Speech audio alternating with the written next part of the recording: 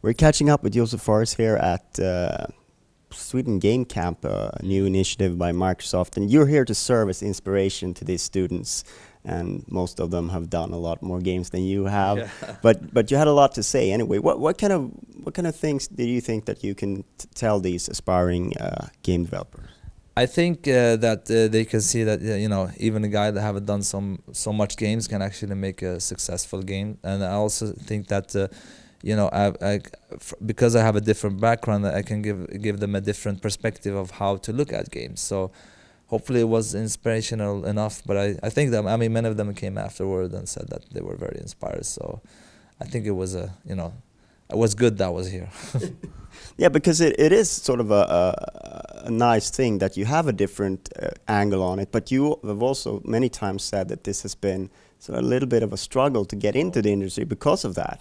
Definitely, yes. It was really hard. It took me so many years to convince people that Brothers is a great game, and I was the right guy to actually direct it. Yeah, it was hard, but I'm quite persuasive, so I kept on going until we did it. So I'm super excited, of course, and proud. And now all the accolades come rolling in, and you got some.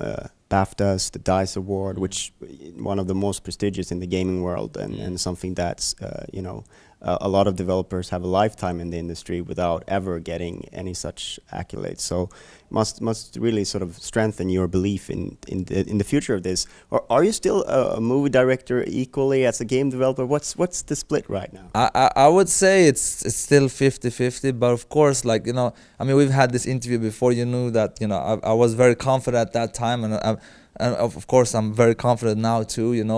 And I still feel like the next game I have in my mind is super cool. I'm super confident that it's gonna be something different and something that people will relate to and have fun with. But I would call myself for the moment 50% game director and 50% movie director. But we see that changes maybe in the future. I'm not sure yet.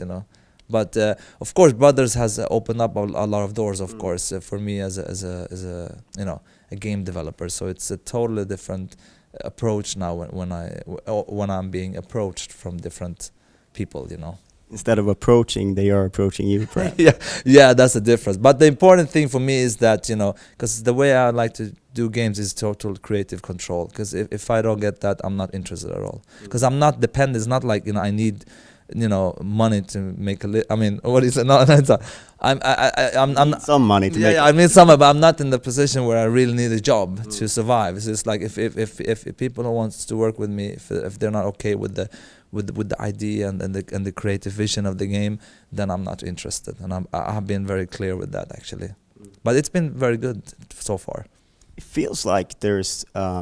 The climate for this kind of sort of innovative indie project has sort of changed a lot since a few years back, and it used to be like to get on Xbox Live Arcade you have to beg and plead and get down on your knees, and then Microsoft called all the shots. Yes. Now the tables have turned a little bit in the favor of indies and of the creatives, if you will. Your entire career in the industry has sort of been through this process where you had the hard times, and now it's a little bit different. Can you describe that?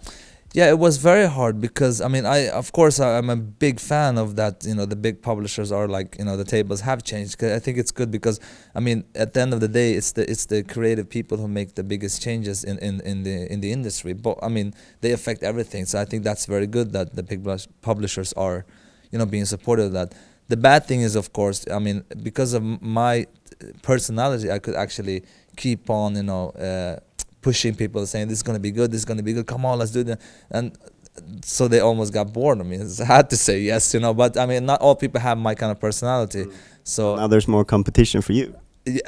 I'm not sure, no, because I'm still I think only from I love because I'm a huge gamer, so every time when a great game comes out, that's like Christmas for me. It's like wow, because it's so rare when you play a game today where you go like wow, this is good, and it happens more rarely for every year it goes. So hopefully this indie wave or whatever you call it will actually change that and do something different. But I mean, who knows? Hopefully, it will also affect the AAA titles, because I'm a big fan of AAA titles. I'm not really a super fan of the big old retro style games. I really love the graphics of the game, and I really love the great mechanics. So I hope. I mean, I really hope not all AAA titles will disappear. I just hope they dare to do something more different. You know. So how did you react to the news that Ken Levine was sort of closing down Irrational Games and setting up his own smaller studio? Is it a good thing or is it a bad thing that someone like him can't sort of have a AAA backed studio with all the money, all the resources to make something as grand as Bioshock Infinite?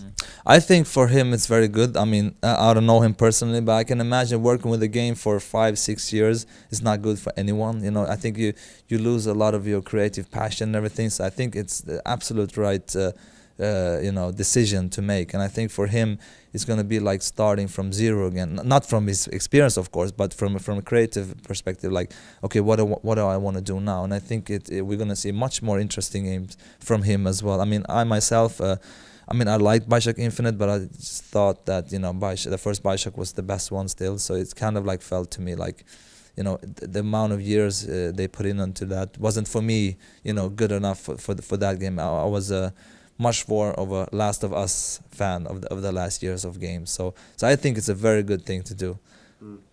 Because they, of course, Bioshock Infinite, that's like the opposite approach to storytelling than what you had. I think there was like 15 minutes towards the end where they explained the whole story of the thing, which is not really what you did with Brothers. Yeah. But of course, everything can exist in video games. Oh yeah, definitely. The only thing that from a story perspective, which I wasn't a big fan of, because I mean the actual game mechanic went against the actual character. That's the first thing. The other thing from a storytelling perspective, that they have these kind of like speakers and people talking all the time and everything. I mean, I stopped listening to what they say after a while. And that's something that actually annoyed me a little bit, because I wanted to listen, but I couldn't. So it's almost like they're presenting me a mechanic, which I like. I mean, the shooting mechanic was cool and nice. I mean, nothing super different, but still. But at the same time, if you have something fun and you have to focus on something else, it kind of like went against each other. That was quite... what the flower's trying to eat me here, man. What the fuck? It's almost like they're attacking me. God damn it. It's an interactive experience. Sorry. Every time I'm talking, like, something's right. Maybe this is a game, yeah. So what was I saying? Yeah. So anyways, so that was the hard thing for me. Okay, so I wouldn't be a journalist if I didn't sort of poke and pry a little bit about what's up next. I've heard some sort of rumors about starting a studio. Is that the route you want to take within your next project? Let me say this: if I make another project, it will be my own studio. Yes. All right. Sometime in the future. Sometime in the future. Who knows when and what?